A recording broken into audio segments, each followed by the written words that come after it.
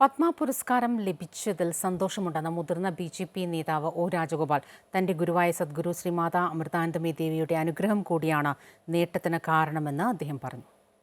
എൻ്റെ ഗുരുവായിട്ടുള്ള സദ്ഗുരു മാതാ അമൃതാനന്ദമയി ദേവിയുടെ ശിഷ്യനാണ് ഞാൻ.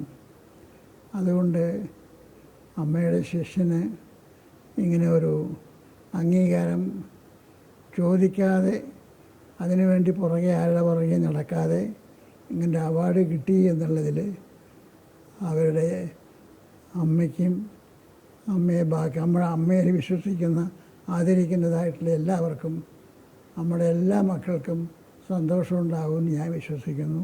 അവർക്ക് എൻ്റെ വിനീതമായ നമസ്കാരം.